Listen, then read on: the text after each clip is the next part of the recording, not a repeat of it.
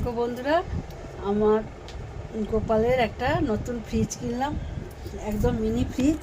দেখো, বন্ধ করি আগে।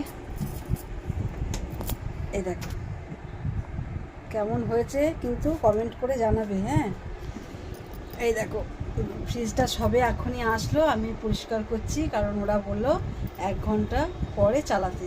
তো ফ্রিজটা এই দেখো,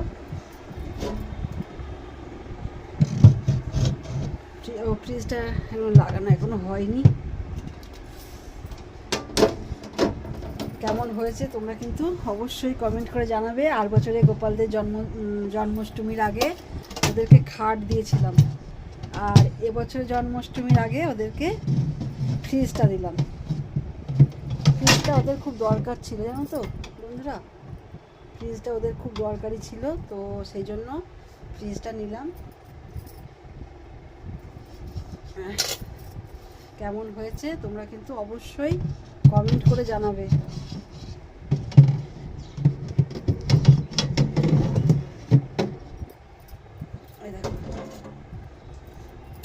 আর এই ছোট ছোট কাপড়ের টুকরোগুলো এইখানটায় রাখছি, তার কারণ এটা ফ্রিজটা মোছার জন্য। এই দেখো,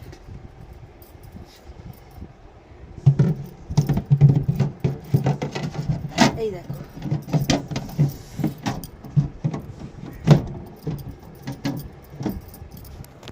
ঠিকঠাক আটকানো হলো না।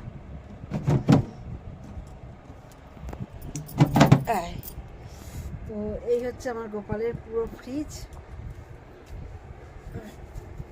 এই দেখো কেমন হয়েছে তোমরা কমেন্ট করে জানাও।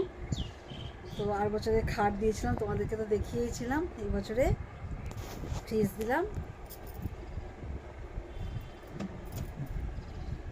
এই হচ্ছে ফ্রিজটার লুক।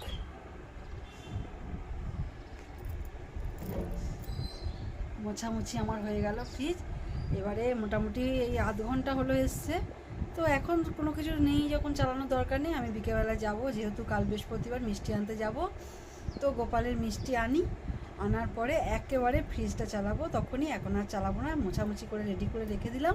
বিকেলে ফুল মিষ্টি নিয়ে এসে একেবারেই ফ্রিজটা চালাবো। এটা মানে গোপালের নামে নিলাম, আমার ঠাকুরেরও হয়ে যাবে। লক্ষ্মী ঠাকুর সবেরই মিষ্টি ফিষ্টি থাকে, ঠাকুরের যা জিনিস ফল টল যা না, তখন এর মধ্যেই রাখা হবে। তো কেমন হয়েছে অবশ্যই কমেন্ট করে জানাবে, তোমাদের কমেন্টের অপেক্ষায় বসে থাকবো।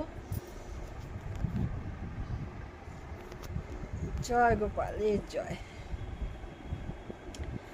নেক্সট ভিডিও নিয়ে আবার আসছি, ততক্ষণের জন্য টাটা।